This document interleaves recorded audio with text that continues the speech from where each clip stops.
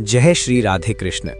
मित्रों, अब उस क्षण की ओर बढ़ते हैं जहां भगवान श्री कृष्ण अर्जुन को जीवन का एक और गहरा रहस्य समझाने वाले थे।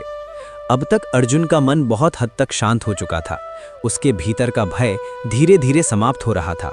लेकिन भगवान श्री कृष्ण जानते थे कि मनुष्य का मन बहुत चंचल होता है। अगर उसे पूरी तरह सत्य का बोध ना कराया जाए तो वो फिर से भ्रम में पड़ सकता है। कुरुक्षेत्र के मैदान में हवा चल रही थी। दूर दूर तक योद्धाओं की सेनाएं खड़ी थीं। घोड़ों की आवाजें, रथों की खड़खड़ाहट और सैनिकों का उत्साह वातावरण को भारी बना रहा था। लेकिन उस विशाल युद्ध भूमि के बीच एक रथ ऐसा था जहां गहरी शांति थी। उस रथ पर बैठा अर्जुन अब अपने जीवन की सबसे बड़ी सीख सुन रहा था। अर्जुन ने भगवान श्री कृष्ण से कहा, हे प्रभु, अब मुझे बहुत सी बातें समझ में आने लगी हैं, लेकिन मेरा मन अभी भी एक बात जानना चाहता है। मनुष्य जीवन में सच्ची शांति कैसे प्राप्त कर सकता है? क्योंकि मैंने देखा है कि बहुत से लोग धन पाकर भी दुखी रहते हैं, सम्मान पाकर भी बेचैन रहते हैं।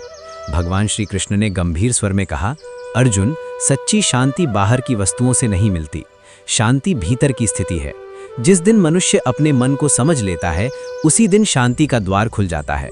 दोस्तों, आज हम भी यही गलती करते हैं। हम सोचते हैं कि अगर हमें ज्यादा पैसा मिल जाए तो हम खुश हो जाएंगे, अगर हमें बड़ा घर मिल जाए तो जीवन बेहतर हो जाएगा। लेकिन कुछ समय बाद वही चीजें सामान्य लगने लगती हैं और मन फिर किसी नई इच्छा के पीछे भागने लगता है।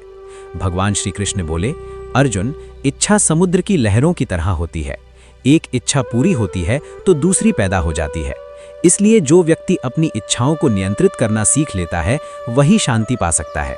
उन्होंने कहा, सोचो, अगर कोई व्यक्ति प्यास बुझाने के लिए समुद्र का पानी पीने लगे तो उसकी प्यास और बढ़ती जाएगी। उसी तरह इच्छाओं के पीछे भागने से संतोष नहीं मिलता, बल्कि बेचैनी बढ़ती है। मित्रों, आज दुनिया में बहुत लोग इसलिए दुखी हैं क्योंकि उन्होंने अपनी खुशी को दूसरों की चीजों से जोड़ दिया है। अगर किसी और के पास ज्यादा पैसा है तो हम दुखी हो जाते हैं। अगर किसी को ज्यादा सम्मान मिल जाए तो हमें ईर्ष्या होने लगती है। भगवान श्री कृष्ण बोले, अर्जुन, तुलना मनुष्य के सुख को नष्ट कर देती है। जो व्यक्ति हर समय दूसरों से अपनी तुलना करता रहता है, वो कभी संतुष्ट नहीं हो सकता। उन्होंने कहा, अपने जीवन को अपने रास्ते पर चलने दो। हर व्यक्ति की यात्रा अलग होती है। अर्जुन ने पूछा, हे माधव, अगर कोई व्यक्ति जीवन में बहुत कठिनाइयों से गुजर रहा हो तो वो मजबूत कैसे बना रह सकता है? भगवान श्री कृष्ण बोले, कठिनाइयां मनुष्य को तोड़ने नहीं आती, उसे मजबूत बनाने आती हैं। उन्होंने कहा, जैसे सोना आग में तपकर और चमकदार हो जाता है, वैसे ही इंसान कठिन परिस्थितियों से गुजरकर और मजबूत बनता है। दोस्तों, जब जीवन में मुश्किलें आती हैं तो हम अक्सर भगवान से शिकायत करने लगते हैं। हम कहते हैं, मेरे साथ ही ऐसा क्यों हो रहा है? लेकिन भगवान श्री कृष्ण कहते हैं, हर कठिनाई तुम्हें कुछ सिखाने आती है।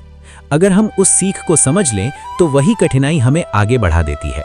भगवान श्री कृष्ण बोले, अर्जुन, याद रखो, जीवन में जो कुछ भी होता है उसका एक कारण होता है। कभी कभी वो कारण हमें तुरंत समझ नहीं आता, लेकिन समय के साथ सब स्पष्ट हो जाता है।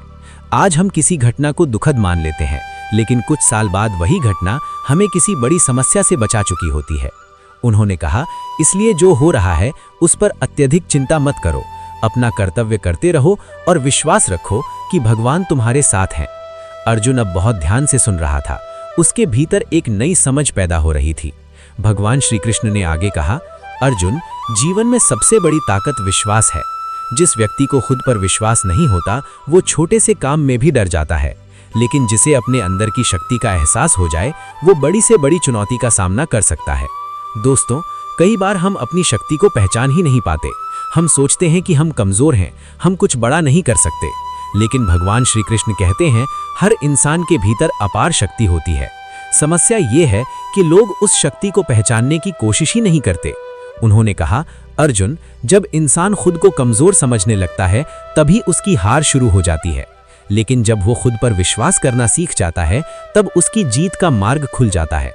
अर्जुन ने कहा, हे कृष्ण, अगर कोई इंसान बार बार असफल हो जाए तो क्या उसे प्रयास छोड़ देना चाहिए? भगवान श्री कृष्ण मुस्कुराए। उन्होंने कहा, अर्जुन, असफलता अंत नहीं है। असफलता केवल ये बताती है कि तुम्हें एक नया तरीका अपनाने की जरूरत है। उन्होंने उदाहरण दिया, जब बच्चा चलना सीखता है तो वो कई बार गिरता है। अगर वो पहली बार गिरकर बैठ जाए तो कभी चल नहीं पाएगा। मित्रों, जीवन भी ऐसा ही है। अगर हम असफलता से डरकर रुक जाएं तो हम कभी आगे नहीं बढ़ पाएंगे। भगवान श्री कृष्ण बोले, अर्जुन, जो व्यक्ति गिरकर उठना सीख लेता है वही जीवन में आगे बढ़ता है। उन्होंने कहा, हार केवल उसी की होती है जो कोशिश करना छोड़ देता है। कुरुक्षेत्र का मैदान अब पूरी तरह तैयार था। युद्ध किसी भी क्षण शुरू हो सकता था, लेकिन अर्जुन के भीतर अब एक नई ऊर्जा थी। भगवान श्री कृष्ण ने कहा, अर्जुन, याद रखो, जीवन एक युद्ध की तरह है। हर दिन नई चुनौतियां आती हैं, लेकिन जो व्यक्ति धैर्य, साहस और विश्वास बनाए रखता है वही अंत में विजयी होता है।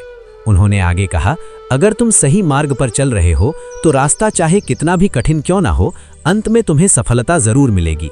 अर्जुन ने भगवान श्री कृष्ण की ओर देखा। उसकी आंखों में अब डर नहीं था, वहां केवल दृढ़ विश्वास था।